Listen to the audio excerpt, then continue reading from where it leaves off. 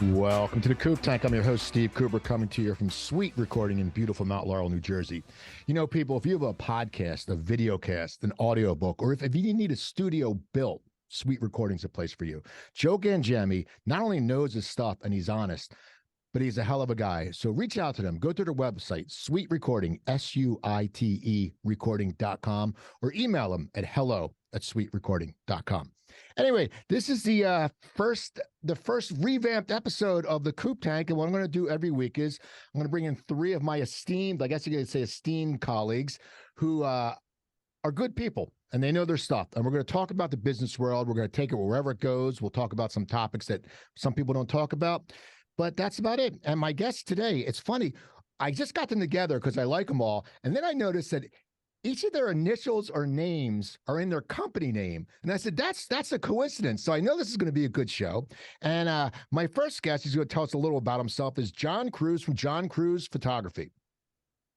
Thanks, Steve. Yeah, I'm John Cruice with John Cruice Photography. I am a boutique portrait photographer. And what I do is I create signature wall pieces or custom albums for families, pets, high school seniors. I like to convert stories into images that they can have forever.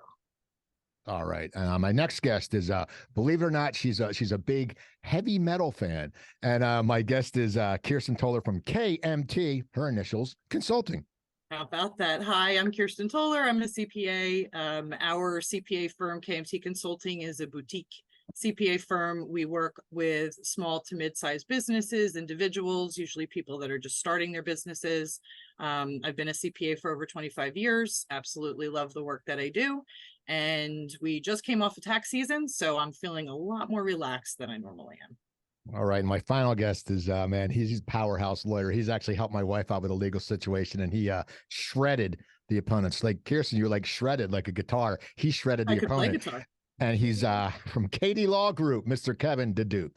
Hey, everybody. Kevin Diduch from KD Law, the owner and principal attorney here in Haddonfield, New Jersey. KD Law is a comprehensive real estate law firm. We specialize in everything from residential to commercial transactions, land use, zoning, litigation, and just really happy to be here. And witty retorts. We specialize in witty retorts as well. So that's what we need. That's what we need. Anyway, so I want to start off with, I mean, anyone can talk when you want. And the question for me, I want to ask you is, you all have gone out on your own. Okay. You all had successful careers with other companies. I want to find out why you went out on your own. Was there a certain reason, or were you just tired of the bullshit, or why did you go out on your own? Who wants to start? You going to draw straws? We all had so much fun doing it, right? Okay. Go ahead. Take it away, Kevin. So I basically went out on my own after having a pretty decent health scare. I had a stroke January 18th of 2021, got out of the hospital. A couple of days later, a guy that I was working with said to me, I think you're working too much. And I said, wow, that's probably the most Captain Obvious thing that I've heard in a long time. Yes, I am working too much. And yes, I'm giving too much of what I'm doing to you. So I'm going to go ahead and do it for myself. And with the encouragement of great friends, Kirsten was a big part of that journey going into opening up the firm. And it's just been gravy ever since, right? Every day is a bucket of rainbows. It's funny. I know, Kevin, because I remember when you were going out on your own. I remember meeting you in a Zoom meeting, and you were still with your old company, and we had talked about that. Now, Kirsten, you worked with a firm for a long time, I believe. What made you go out on your own? I certainly didn't have a health scare. God bless you, Kevin. And I do remember that time in your life. And as your friend, I was obviously very concerned about you. But I'm very glad to see that your witty retorts are still very healthy and good. So my story is a little different. But because I've been doing this for so long, I had a couple opportunities in my career to kind of jump out on my own. But what really kind of clinched it for me was the last firm that I was at. I had entered that firm. It was the first time I ever had to bring my book with me. So I've been doing this on my own. I'll call it my side chick for like 18 years at that point. And I loved it. I loved the work. But when I joined that firm, the idea was that I would path to partner. And because of my soft skills and, just I'm not really a typical CPA, right? So 2 or 3 years into my tenure with this firm, the firm was growing and my clients were no longer desirable. And all of a sudden it's like Sophie's choice. So which clients stay, which clients go. And in 2020, I actually had the opportunity to carve out a piece of my book, and I had still had my LLC, never got rid of it. And so a woman that's worked with me for a long time, she handled the heavy lifting of the prep. I had to review and sign the returns, but it was sort of the beginning of the end. And then as I'm kind of going through the COVID days, I'm like the only person I really knew of in my firm, with the exception of maybe a handful of other people, that were doing any kind of Zoom networking. Nobody, it was just, I just saw more and more, I was a total fish out of water. And so I had a very frank conversation with the managing partner of the Philadelphia office. That's where I had worked for this firm when I left. And she basically told me, she said, look, I see you. I see what you're doing. I see you bringing in business. I see you with the staff. She's like, and if you ever wanted to go out on your own again, I would deny to HR, but I would absolutely help you. And that was a moment for me, because I was like, wait a minute. Yeah, what I'm feeling was not false.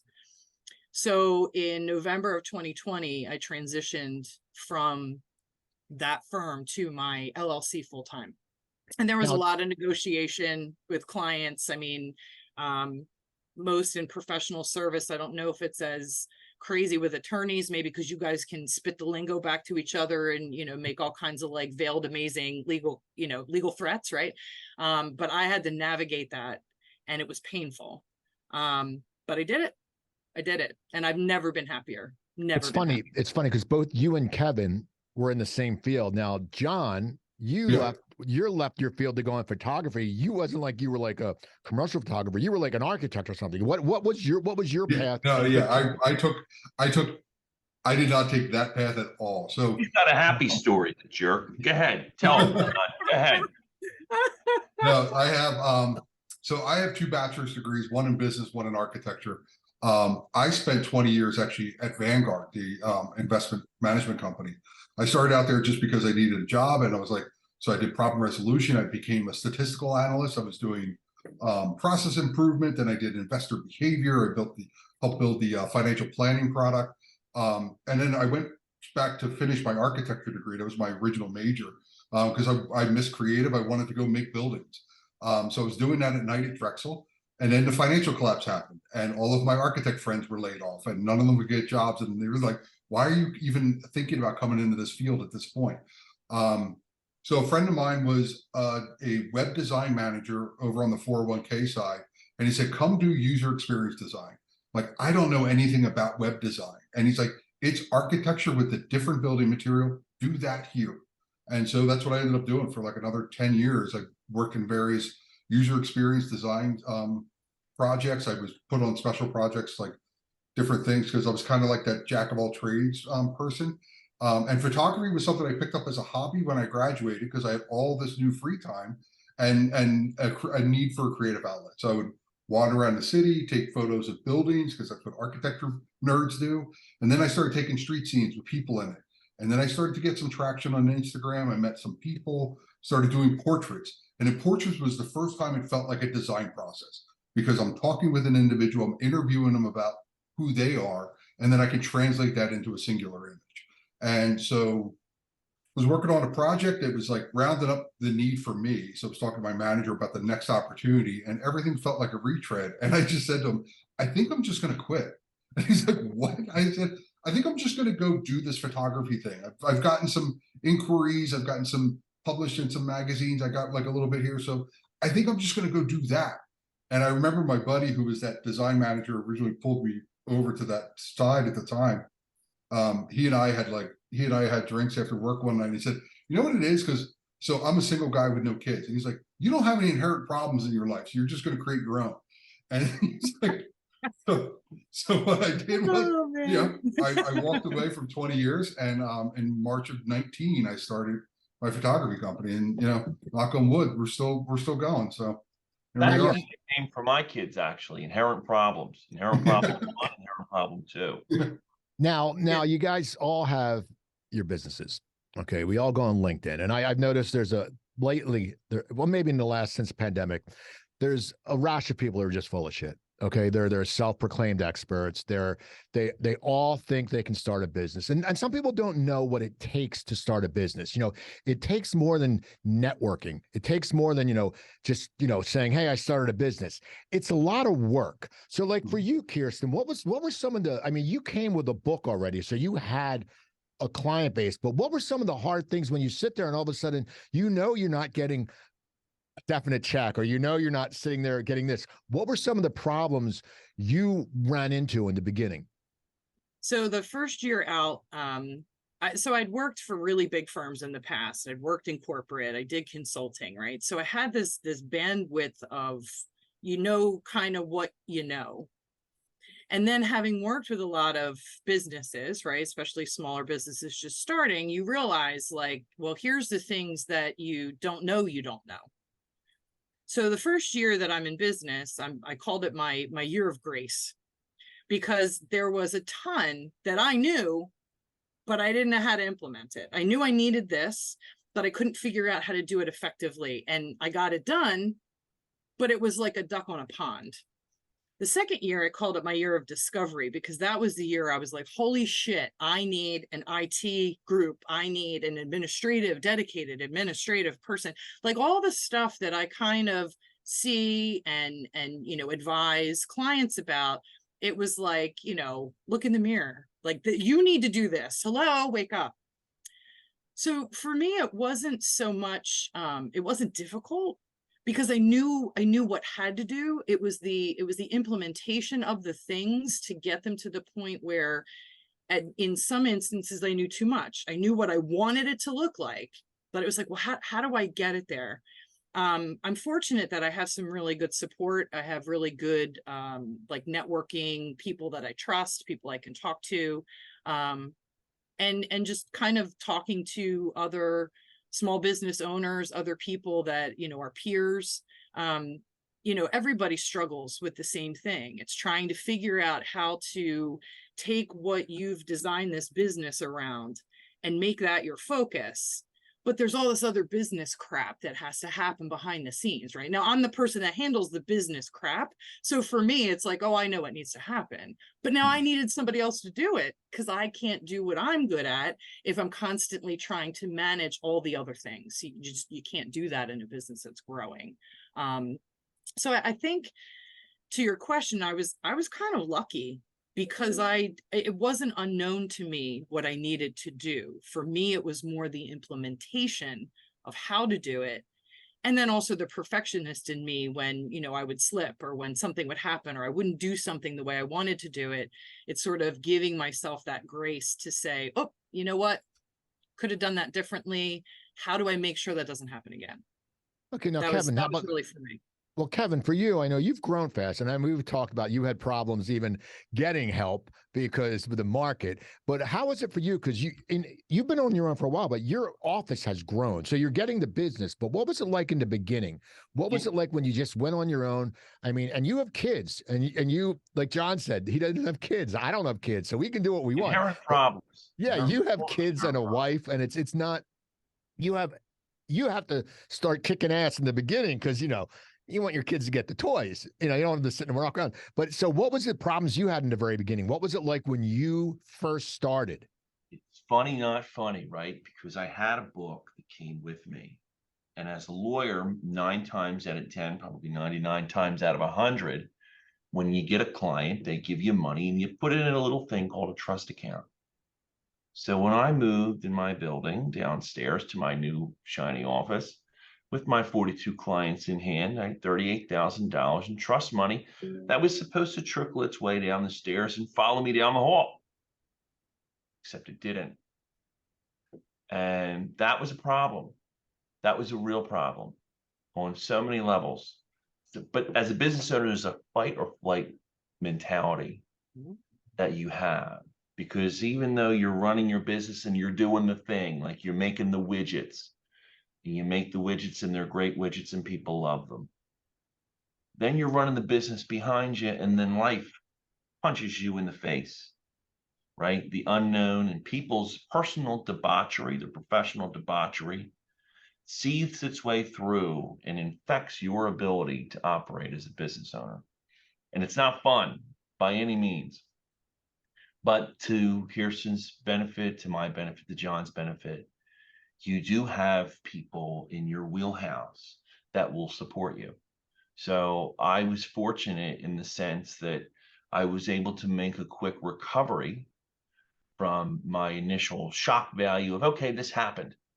Because you can do two things when something happens. You can sit there and think about it or do something about it. But thinking about it doesn't get anything done about the thing that you're thinking about. So the reality is, all right, it happened. Time to move on.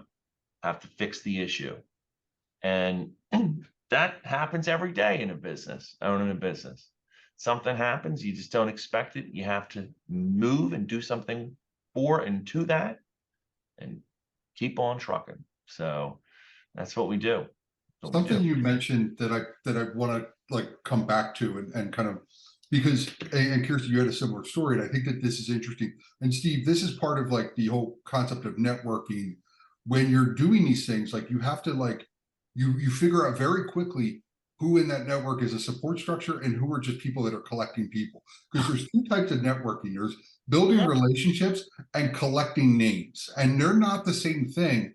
And when you really need to lean on people, you need to know where are the actual relationships, and have I cultivated that enough where this favor doesn't feel burdensome, and or vice versa. And I think that that's some of the things where, you know, especially with the pandemic and Zoom and speed networking, and it became this, you meet all these people, you tag them on LinkedIn, and you may never see them again, because it's just like, all right, I got the name and I'll move on.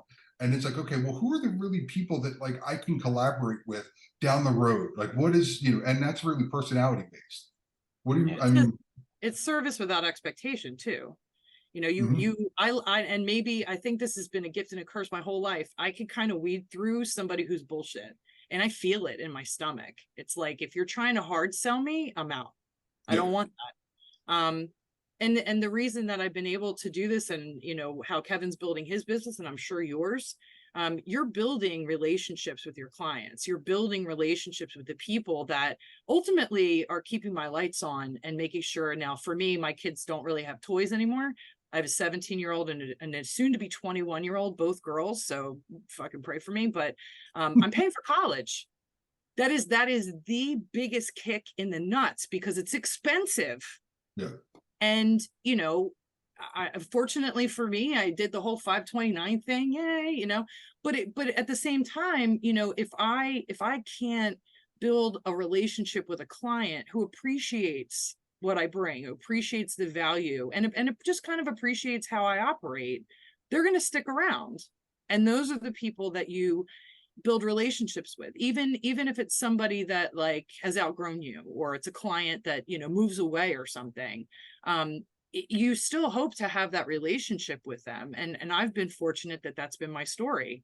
You know, I'm not everybody's cup of tea, but I don't want to be. The people that want to work with me are the people that will work with me. And those are the relationships. And they're not going to come from, you know, speed dating through a Zoom, whatever, with 100 people on the call. I'm sorry. Like I have adult ADD. Like there is no way I'm going to remember all your names and what you do. And it's not because I don't think that you're valuable. It's just, it's too much for me. I can't network in that space anymore. It was great during the pandemic, because it's like, oh, humans, I'm so happy. But once you kind of build your circle. At least that's my story. You build a circle.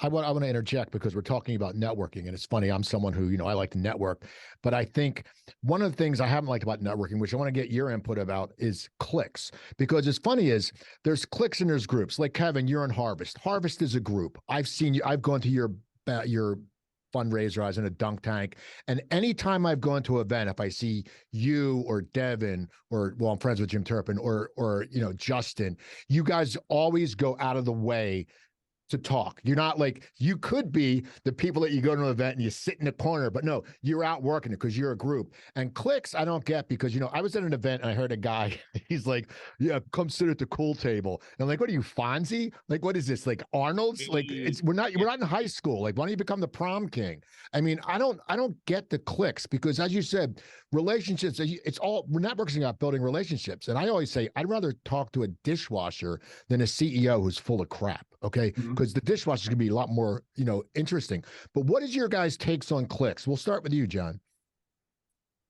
Yeah, I was never somebody who fell into clicks, because I've always had because I also have like ADHD. And so I've always been interested in a variety of things.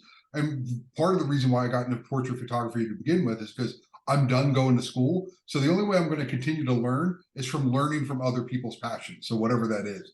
So I love talking to people about like whatever it is. And I read enough that I could be interesting enough at cocktail parties in a variety of different topics. And I like getting into that. So like Steve, when you talk about like the art of comedy, I enjoy listening to that. That's a thing that I don't understand anything about, but I love because you love it. And I'm sure, like, you know, Kevin, like we talk about the law, like I love certain aspects of law, like just because there's a Nobody loves accounting, though. It's okay, John. I'm not upset. Just so you know, but there are elements of accounting of way you think through a problem, like the process of accounting, like the actual ledger, probably not, but like the way you think about how you actually attribute certain money into certain categories and why you think through that. Like that's somewhat interesting to me because it's a thought process. I like John, you know, it's funny when you talk about that, about extreme opposites that get along. Kirsten and Kevin get along, and Kevin's a deadhead and Kirsten's jamming the Queen's right. So it's one of those things, you know, but they found that happy median, because I think, like you said, you care what people like. I talked to Kevin about the Dead. One of my best friends is a huge Deadhead. Have I been to a Dead shed? No. Do I smoke pot? No. I used to, but I got really stoned in California and it was really strong. And I had to call my friend to drive me 3 blocks home. So I don't smoke anymore. I said, that's it. Never again. But Kevin told me about how he became a Deadhead, and that interests me. And I think that's important. But then you go to see these clicks, back to clicks, and they're always talking to the same people. So how are you getting any business? I mean, what do you think about that, Kevin? You're not getting business. That's the point. Like, honestly, I have been involved in a number of networking groups, and it takes me a little bit of time, maybe longer time than others, but eventually you will figure out who's there just to ignore their wives and kids. You see it. And I networked with one gentleman pretty heavily for a long time, who would pull me aside and spend 15, 20 minutes out of the night telling me about how he can't stand his wife. She has no purpose in life. She needs to find something to do. And I'm like, you're here with me to make money for them. It's not all like that, though. Not everybody has their shit together. That's the truth. Yeah. And some people are there literally to get the free drinks and sit and mingle, or what they consider networking. Really, it's just avoidance. I'm there to make a connection, say hello, say, hey, what's going on? And get the fuck out. So I can go home and read the bedtime story to my kids. That's what I ain't there for the drinks. I'm there for the money. And honestly, I walk into a lot of rooms. If I'm not making money in that room, gonna make money, going there to pick up money, or going to talk to somebody about something that's going to make me money, I ain't there. It's just the truth. Time's too valuable. Okay, well, how about you, Kirsten? What's your take on that? Because, you know, you also do network a lot. And I know you during tax season, you disappear because that's your gravy season. So some people, though, even though when they don't have business, you can always tell if accountant is doing well or not. Because if tax season, if they're out networking, they're not doing well, because you should be sitting there buried saying, I'm working 18 I'm like hours. a gazillionaire then, because I am never out networking during tax season. And that was something that for a while I almost felt like I had to apologize for, because, you know, there is that feeling of, you know, if I'm not out there, I'm irrelevant, I'm not visible. I have enough folks. I'm fortunate enough. I have enough folks that know me, and that's really all I I want is to know somebody and have them know me. And then if they know me, then, you know, they'll send people my way and I can do the same. So clicks are funny, and I'm just going to take the gender role here. Notoriously, clicks are very, like, especially in high school, like girl clicks are disastrous, right? I apparently, through the magic of Facebook over the years, people would come out of the woodwork and friend me, right? And I'm thinking, I never fucking liked you in high school. Why are you reaching out to me now? Because they want you to buy some, you know, essential oil. Yeah. Oh, can you send me your Cash App? Like, what? Who are you? But for me, it became relevant because people would tell me, you know, you kind of got along with everybody. Oh, so I guess I wasn't cliquey. That's a good thing, especially when you're a teenager. You don't know who the hell you are, right? You're just kind of bouncing around, you know, at least for me. But at the end of the day, there's no, like, to me, if I can smell somebody cliquey a mile away also, and I just don't want to be around that. That energy is nasty. And also too, I don't want to be in a little tiny group where people are, like, you know, talking amongst themselves in any situation that I'm in, let alone, and if I'm paying to be at a networking event, much like Kevin, I better be making some quan when I'm in that room. Or why did I invest this money and my time, notably my time in doing this, if I'm just going to be pulled into a corner and have, you know, people talk at me for 45 minutes? I've accomplished nothing. So I definitely have seen that in some of the, and I think it's rampant on Facebook. I mean, I don't know, maybe Steve, this is why you brought it up, but you can just see, like, different events that are posted, and you're seeing the same people at the same events, and the same people are posing together at the same events.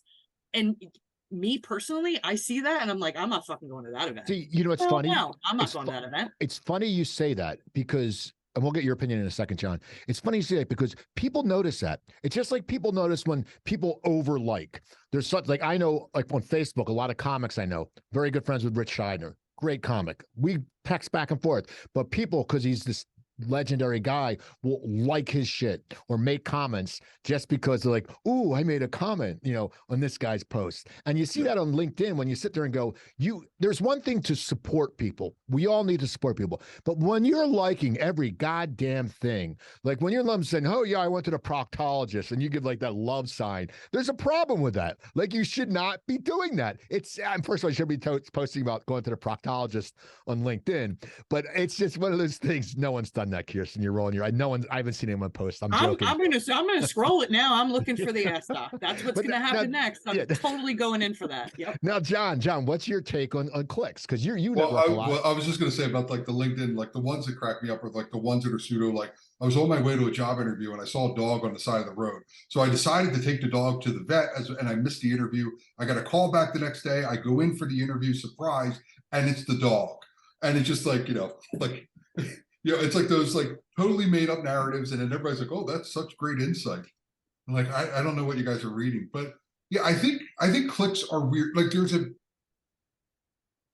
a fine line, right? There's your circle of people who you, like we were talking about before, you've built relationships with, you have a level of trust with them. You don't need to go into the surface level stuff anymore, right? That's your close circle. Like, the clicks feel like it's pretending to be that in public rather than, like, actual relationships. It's the illusion of relationships so either be out meeting new people or be somewhere else cultivating that relationship. Go to dinner with a friend, like, as opposed to, like, you know, being at the networking event with them, because if you're just going to be together, just go somewhere else and do that and actually have a nice time. You know, but I think clicks are like the illusion of relationship, and I think that it's flimsy. Yeah, I want to start with Kevin with this, because I'll start. But what bothers you about social media? And the one thing I've noticed is I hate the humble brag.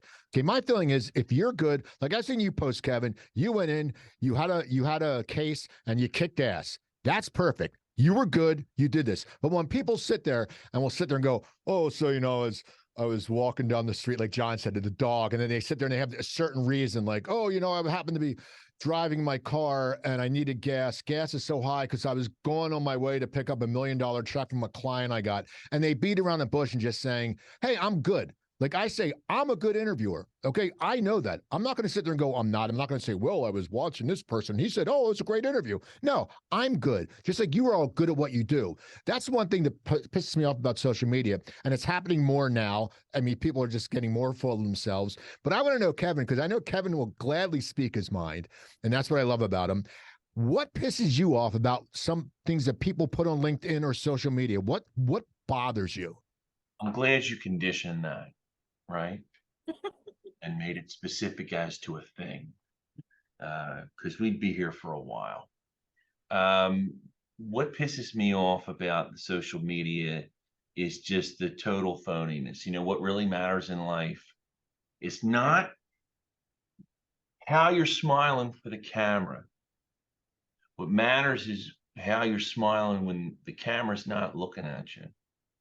And you see it, right? You look at these events and you'll see the 4 people all together, you know, in a group, and they're all smiling, they're all happy-go-lucky. And then you see another shot of the crowd, but you see those same 4 people, and what are they doing? They're down on their phones, or they look like shit, and they look miserable because they don't know they're being photographed. And I think that's hilarious. That's how you really can see through people. Or when they say like, oh, let's make it the best day ever, friends. Yet they're in a toxic relationship and they hate themselves and everybody around them. That to me is not fun.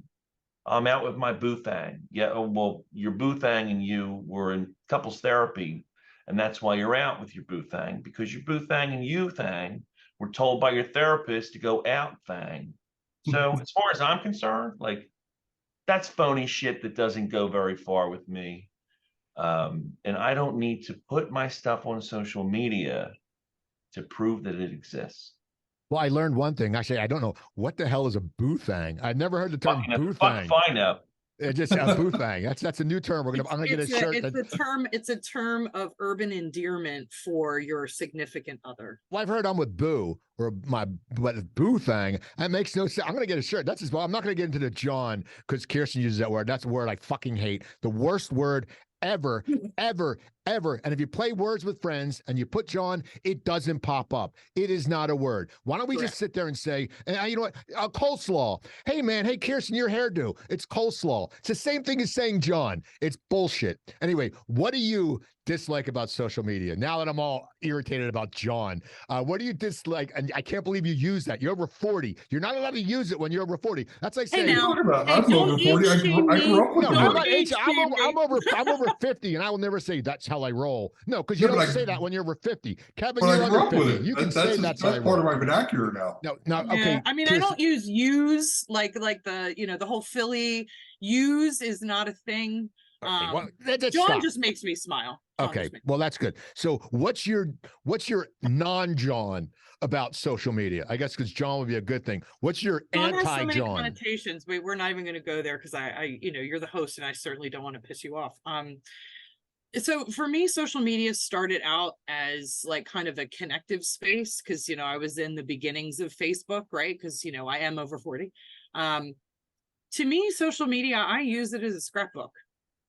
So I kind of, if I post something on social media, it's because it's meaningful to me. I'm talking personal social media, but if we want to go business social media. That's what I'm going to go, business. What pisses you off about business social media? The disingenuousness. The Kevin hit it for me right on the head. Because I know some of these folks posting things and I read their stuff and it's literally an eye roll. I'm like, are you fucking kidding? You are so full of shit.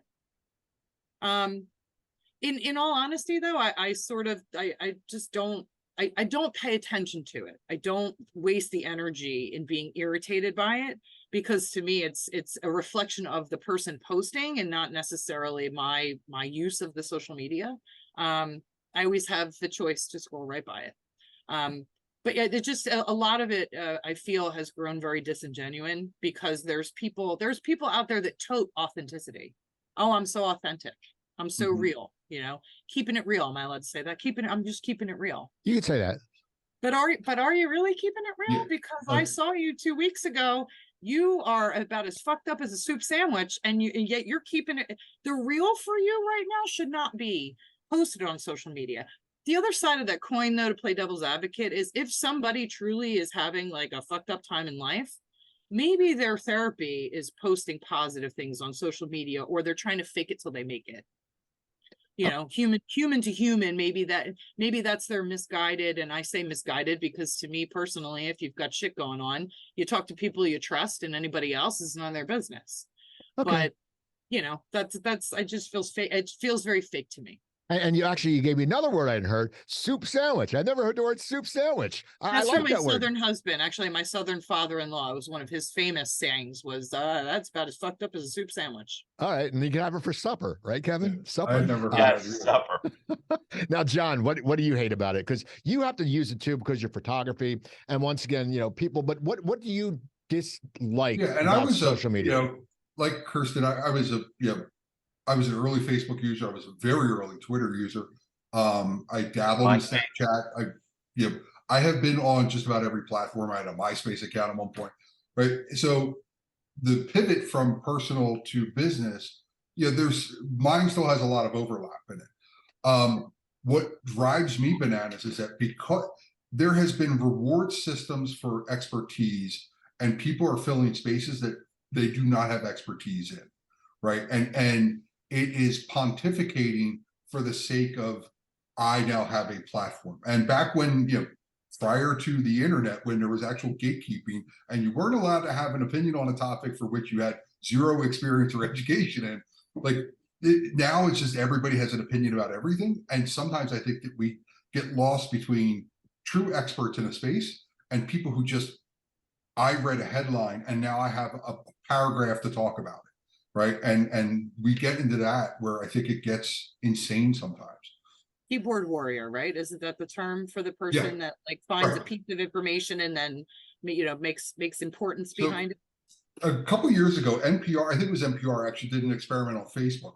They posted an inflammatory headline in the link, and then if you were to actually click on the article said this was a test to see if you would actually click on the article. There was nothing. This is nonsense. The comment section was just rage. None of them had actually clicked on the article. Like, they read the headline and they immediately had an opinion on it. And you see that not only in personal, real hot button topic in politics and things like that, but you start to see it in business circles of cryptocurrency, and which is a really complex place, but you have evangelists about it. And it's like, well, it's because you don't understand. Well, I don't think you will understand. It's not like you coded Bitcoin. And you get into these spaces of people aren't curious anymore. They need to have an opinion because that's what, as opposed to asking, hey, I'd love to learn more about this. They have an opinion about it immediately, and then they double down. And it's funny, John. It's funny you say that, because I saw someone share, and if you're not familiar with Babylon Bee is like The Onion. Okay, it's a satirical paper.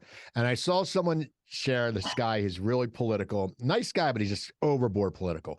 And he shared this because he actually thought it was real. And all his friends scurried out of the woodwork and they're yelling. And I sent him a message. I said, dude, it's satire. Don't do your research, because people don't do research. I'm not going to talk about law. I'm not going to talk about accounting. Only thing I talk about photography is, if you're ever getting someone take a picture of you, make sure they're under 30, because most of the time you're going to get a picture with a thumb in it, or it's going to be crooked. You give it to a 30-year-old, give your camera to an 18-year-old, you're getting the best fucking picture you ever had in your life. You can frame that shit. But I went to a concert and my buddy gave it to this old guy, and I'm like, don't give it to him. So he gets it. There's 5 of us. Picture comes back, thumb right in it. I said, I told you, dude, and I'm not getting another picture just on principle. Anyway, so I'm going to wrap this. Your camera to Michael J. Fox and expecting a clear come picture. on now. Michael J. Fox you could do that joke years ago. Don't make, at least say Audrey Hepburn. She's dead. But anyway, I'm gonna wrap this up. I want you to give advice. Each of you, I'm going around and give sincere advice to people who are starting their business, and what keeps you going? So we're going to start with you, Kevin. What's some advice and what keeps you going? Because you're going to hit down spots. What keeps you rallying? Realize that people don't give a shit. Honestly, like, you have problems, and guess what, folks? They've got problems too. You're here for them to help offload their problems. They don't want to hear about your problems. Now, of course, if you get, your clique and your people that you want to talk to, and, that you're going to rally around. Just keep this in mind. Every human being is made with one pizza in their hand with 8 slices. One slice of pizza feeds another person. You only have 8 slices to give. Don't give up too much of your own pizza and fail to feed yourself, and try to feed too many people, because you can't feed somebody on a half a slice of pizza. So whatever you do, just recognize, preserve, and value your pizza as you should, and make sure you're not giving too much of it away. That's very good advice. I like that pizza analogy. I got pizza after an event last night. I had $4 at Little Caesars, and this guy got so pissed. I know, Kirsten. I saw the coupon, and this guy's like, I've been waiting 30 fucking minutes for my pizza, and he walked out. I'm like, dude, really? Like, it's Little Caesars. Like, I was in Pennsauken. There's enough pizza places. You're bitching. And I always laugh when people bitch about waiting too long. Then they go somewhere else and they have to wait even longer. So if they would just hold off for that last 10 minutes instead of getting their car, going and ordering. But I like that analogy, Kevin. That's very good, the pizza. Now, Kirsten, what's something that you would say? Give some insight, give some wisdom like Kevin just gave. Don't be afraid to ask for help. You start a business because you're good at something. You've just discovered that you have passion for a skill that you can monetize. And if you're not expected to know everything, it's okay not to know everything, because running a business is not just the fact that John is an amazing photographer. John has to be able to monetize that. So I would definitely encourage people to, have trusted resources, and lean on those trusted resources when you need help. Don't be afraid to delegate tasks. Don't be afraid to invest in yourself, because by investing in your business, you're ultimately investing in yourself. And, to Kevin's point, you can't pour from an empty cup. So taking care of yourself means asking for help, doing what you're good at. When you figure out how to get all that to flow, and it doesn't happen overnight, anybody who runs a business knows that there's going to be periods where you run into a hiccup, or something happens, or something unforeseen. Could be health, could be family, could be, whatever. Just make sure that you realize that you can ask for help. Okay. And how about you, John? What's your insight? Mine is a little bit different, but it kind of falls along the same lines. It's remembering your why. Why are you doing this? Because you could do other stuff. Like, I mean, for me, like, I have a weird background of skill sets that I could go do some. So when things aren't going well, I have to go back to remember, why did I decide to do this in the first place, and use that as my anchor to come back to, because you're going to drift back and forth, and you just want to stay somewhere in that middle. And so, like, that's an important thing that you need to know when you're starting a business. Like, why am I doing this, and why would somebody want me to do this? And figure that out. And if you can keep going back to that when it's feeling rough, at least you have clarity of why you're sitting there. Because it's going to be times where you really feel like, I should just go do something else. Like for you guys, it's probably there's probably days where it's a whole lot easier to say, it was a whole lot easier when the clients just were delivered to me by my corporate overlords than having to go out and go, cultivate them myself. But there's a reason why you did that, and you just have to remind yourself sometimes. All right, man. Mine is just don't be a jerk, and that's my credo. And that's in life or anything, just be a good person. I mean, we can be dicks sometimes, and I used to do you can be a jerk occasionally, but there's some people who are just jerks, and they don't get it. And they have to understand that you can't live your life like that. If it's business or personal. If you do, you're screwed. So anyway, I want everyone to get in touch with you, people. We're going to give your info. It's just give a little thing how I can get in touch with you. We'll start with John Cruice. How can people get in touch with you? So my website is johncruice.com. My Instagram, if you want to follow along with some of my photography stuff, is John_Cruice. Okay, Kirsten. My website's the best, and there's links to all the social media presence that we have. So my website is KMT Consulting LLC.com. All one. And how word. about you, Kevin? My site's kdlawgroupllc.com. You can find me on all social media platforms, KD Law, Kevin Diduch, and that's where we are. And people, you can go to the cooptank.podbean.com to find all the episodes. This will be on YouTube. We're going to start a new YouTube channel with a new show. It's going to be the Coop Tank if it's available, because with my other podcast, coopertalk.com was missing, so I had to go to coopertalk.net, which it's all right. And so people do check that out. Also, don't forget, go to SuiteRecording, SUITE recording.com, because Joe Gangemi is the man. He produces the show. He'll hook you up. You want a podcast? I'll even coach you if you want a podcast. We'll bring you in the studio, and then I'll review what you did right and wrong, and you can go from there. So people, I want to thank you for listening to the new revamped Coop Tank. I'm Steve Cooper. You have a great weekend.